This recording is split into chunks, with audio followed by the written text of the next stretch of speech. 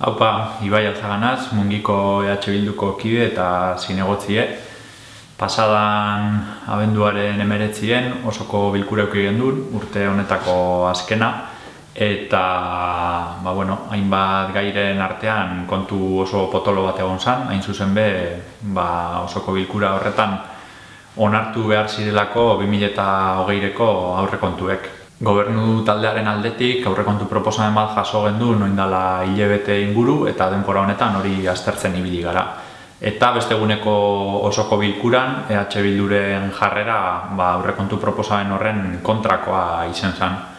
Azken baten aurrekontue ariketa kontable bat badabe, ariketa horren atzetik badauz politikak, badauz erabakiek eta badauz lehentasunek. Eta horren ondorioz aurrekontu proposamen honek herri eredu jakin bat islatzen dabe eta guk bestelako herri eredu bat defendatzen dugu, horregaitik ezezkoa bozkatu gendun.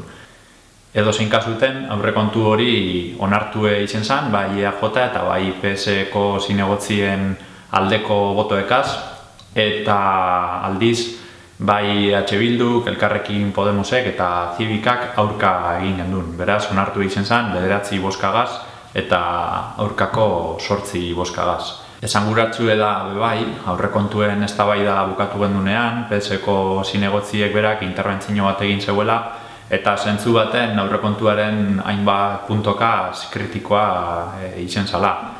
Orduen, ondori ustatzen dugu bere aldeko bozka, aurrekontuen aldeko bozka izen zala EAJ eta PSren artean dagoen gobernu akordio horren ondorioz. Zalantza dekogu beste egoera baten zer bozkatuko zeuen eta aurrekontu honek onartuek izango baziren edo ez. Beste puntu batzun artean, egon zan bat, bai Larrauriko meseetako Aman Eleiza zein Laukarizeko Santiagoko Eleizan egin behar diren obra batzuk interes edo erabilera berezikotzat deklaretako. Mungiko arau subsidiarioetan badauz zerrendatute gure herriko hainbat eraikin, monumentu eta bar, badekienak balio kultural edo arkitektoniko bat, kultu erregino eta barretaz arago uste dugu dala modu bat herrien dekogun ondarea konserbatzen laguntzeko. Horregaitik gure aldeko botoa jaso zeuen eta hau batez onartu izen zen Elkarrekin Podemoseko zinegotziarena salbu aurka bozkatu zeuela. Beste alde batetik, aurreko osoko bilkuran ezinezkoa izen zen pentsinodunen mozio bat eztabaidatzea, hor berba egin gendun topatu genduzen traba batzutaz, eskari bat egin gendun horrek konpontzen laguntzeko edo bidea topetako, eta egi esan eskari hori oso harin erantzune izen zen eta lortu gendu noingoan bai eztabaidara eroan alizetea osoko bilkurara pentsinodunen mozioa.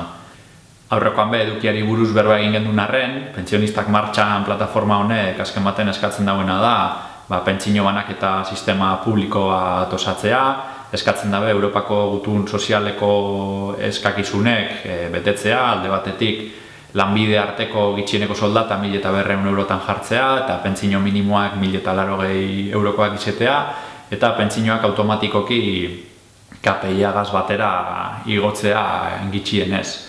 Beste alde batetik, bai 2011 eta 2013ko lan erreforma eta pentsio erreformen alderik kaltegarrienak ezabatzea proposatzen dabe, eta baita be, soldatetan emoten dan genero arrakala horregaz bukatzea. Zigor gabeko aurre jubilazioa planteatzen dabe, gitxienez 40 urte kotizatu deusenentzako, eta beste alde batetik, base edo EPSV modure ezagutzen dugu zen pentsio plangintza pribatu horrek dekiezan onura fiskalak ezabatzea be proposatzen dabe. Proposamen hau esan onartu eizen, jaso zeuen bai Bildu, Elkarrekin Podemos eta bai Zibikaren aldeko bozka, bai aldiz, bai EAJ eta PSek aurka hain zerean, beraz, esan onartu eizen. Eta hori gitxi balitz, bai EAJ eta bai PSek azkeneko momentuen beste mozio bat aurkeztu zerean, guk egunean bertan jaso genduen mozio horren edukie, beraz, esan egon aukerarik akordio batera heltzen saiatzeko edukiari buruz, eta guk dakigule behintzet EAJ eta SPSek ez dabe mozio hori pentsio dunekaz eztabaidatu edo adostu. Mozio honek Bildu eta Elkarrekin Podemosen aurkako bozkak jaso zeuzen, eta zibika abstenidu egizan. Alan dabe onartu egiten zan, AJ eta PSek 9 bozka gehitzen da bezalako, eta horrek gehiengo osoa suposatzen da belako.